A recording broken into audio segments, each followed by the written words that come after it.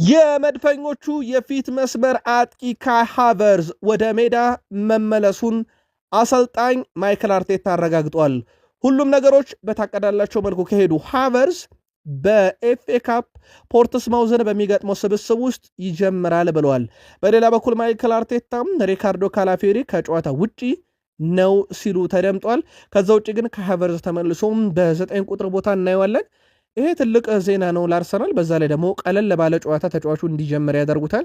በፖርትስማውዝ ጨዋታ ላይ ነው ብዙ ጫና የበዛበት ከሃቨርዝ ምናልባት እረፍትና እፎይታ የሚያገኝበት ሳምንት ሊሆን ይችላል። በእርግጥ በነገራችን ላይ ቪክተር ዮኬሬሽ ቋሚ ሆኖ በጀመረባቸው 17 ጨዋታ አርሰናል አንድ ሽንፈት 2 አቻ ወጣ፣ 14ቱን በድል ነው ያጠናቀቀው። በእርግጥ እድል የማይፈጠርለት ተጫዋች ሆኗል። በነገራችን ላይ አንድ ቁጥር ልንገራችሁ፣ ቪክተር ዮኬሬሽ ላይ በጣም ትችት ስለበዛ በስፖርቲንግ ሊዝበን እያለ በሳጥን ውስጥ ከሚነካው ኳስ አሁን በግማሽ ያነሰ ነው አርሰናል ውስጥ የሚነካው። ያ ማለት በጣም ያቅርቦት እጥረትም ጭምር እንዳለ ማሳያ ነው። በርከት ያሉ የዜና ምንጮች የጋብርኤል ማርቲኔሊን ጉዳይ በተመለከተ ጋብርኤል ማርቲኔሊ የቀጣይ ዓመት የአርሰናል ቆይታው እርግጥ አይደለም የሚሉ መረጃዎችን ዛሬ በስፋት ይዘው እየወጡ ነበረ። መረጃውንም እኛም ተመልክተው ነው ነበረ። ውድ ቤተሰቦቻችን ከዚህ ጋር በተያያዘ ተጨማሪ መረጃዎችን ለማጣራት እንሞክራለን፣ ግን በክረምት እንጂ በጥር ምንም አይነት ችግር እንደማይፈጠር በዚሁ አጋጣሚ ልናረጋግጥላችሁ እንወዳለን። ሌላው የቡድኑን ተጫዋች ራይስን በተመለከተ ራይስ አርሰናልን ከተቀላቀለ በኋላ ከኮርና ብቻ 10 ለጎል የሚሆኑ ኳሶችን አቀብሏል። ይሄ በጣም ትልቅ የሚባል ቁጥር ነው። ወደ ቤተሰቦቻችን ምናልባት በፖርትስማውዝ ጨዋታ ላይ ግን ሊያሳርፉት ይችላሉ።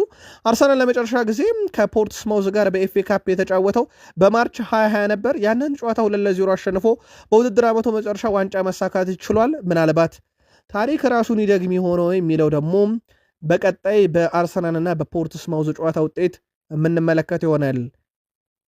የጋብርኤል ማጋሌሽና የሳሊባ ጥምረት የፕሪሚየር ሊግ ዋንጫ ማሳካት ከቻሉ ምርጡ ነው ብሏል።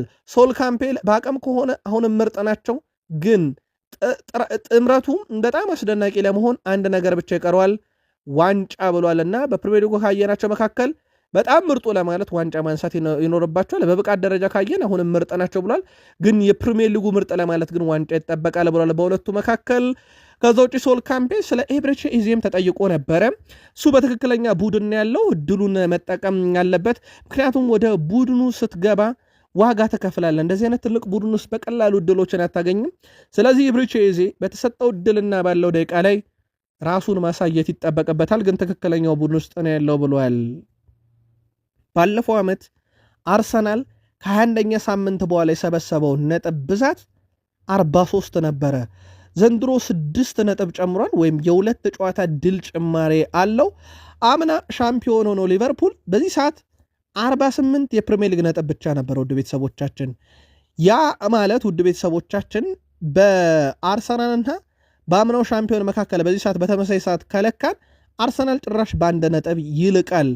አሁን ትልቁ ጥያቄ አርሰናል እችን ነጥብ እስከ መች አስጠብቆ በፕሪሚየር ሊግ አናት ላይ ይቆያል የሚለው ነው። በማይክል አርቴታ በኩል ግን ያለፉት 3 ዓመት ስህተት አይደገምም፣ ግንቦት ላይ ለመደሰት አሁን እያሸነፍን እንቀጥላለን ብለው ከሰሞኑ በጋዜጣዊ መግለጫቸው ላይ ማረጋገጫ እንደሰጡበት ይታወቃል። በፖርትስማውዝ ጨዋታ ዙሪያ ብዙ ሮቴት ሊያደርጉ ይችላሉ ተጫዋቾችን። እሳቸው በዚህ ጉዳይ ላይ ሲጠየቁ ይሄ ሮቴሽን ይኖራሉ ተብለው ሲጠየቁ ማን ዝግጁ እንደሆነ መጨረሻ ላይ ነው የምንለየው፣ ከዛ በኋላ የጨዋታውን አስፈላጊ ተጫዋቾችን መርጣለን ብለዋል። በቀጣዮቹ ጥቂት ሳምንታት በርካታ ፍልሚዎች፣ በርካታ ጨዋታዎች ይጠብቁናል። እንደማስበው በተለያዩ ውድድሮች 4 ከሜዳችን ውጭ የሚደረጉ ጨዋታዎች አሉብን። ሁሉም ተጫዋቾች ተሳታፊ መሆኑን ማረጋገጥ አለብን። ብቃታችንን ጠብቀን ጨዋታዎችን ማሸነፍ እንቀጥላለን። ያንን ሁሌም በጥንቃቄ እናካሂዳለን ብለዋል። ስለዚህ ሳይወዱ በግዳቸው የሆነ ሮቴሽን እንደሚኖር ፍንጭ ሰጥተዋል። አርሰናል በነገራችን ላይ በሚቀጥሉት ጥቂት ሳምንታት ውስጥ 4 ጨዋታ ከሜዳቸው ውጭ በተከታታይ እንደሚያደርጉ ይታወቃል። የፖርትስማውዝን ጨዋታ በተመለከተ ግን ውድ ቤተሰቦቻችን አርሰናል ዋንጫ ከበላበት 2020 በኋላ ባለፉት 5 ዓመታት ውስጥ 4ኛ ዙር ላይ 2፣ 3ኛ ዙር ላይ ደግሞ 3 ጊዜ ተሰናብቷል። ዘንድሮስ እስከ 8ኛ ዙር ይሄዳሉ የሚለው በትልቁ የሚጠበቅ ጉዳይ ነው። በዛሬው ዕለት በኤምሬትስ አንድ ጨዋታም ነበረባቸው አርሰናል ሴቶች ከማንቸስተር ዩናይትድ ሴቶች ጋር ጨዋታ ነበራቸው።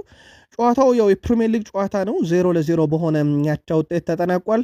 በዩናይትድ በኩል ግን 65ኛው ደቂቃ ላይ ራይ ቬሪ በሁለተኛ ቢጫ ካርድ በቀይ ካርድ ከሜዳ ወጥታለች። ዩናይትዶች በጎዶሎ ተጫዋች በኤምሬትስ አንድ ነጥብ ይዘው ወጥተዋል። አርሰናሎች ነጥብ የጣሉበት ጨዋታ ነበር ማለት ይቻላል። ምክንያቱም ዩናይትዶች በጎዶሎ ነበሩም፣ በዛ ላይ በሜዳቸው ነበረ፣ ግን ውጤት ማስጠበቅ ያልቻሉበትም ነበረ።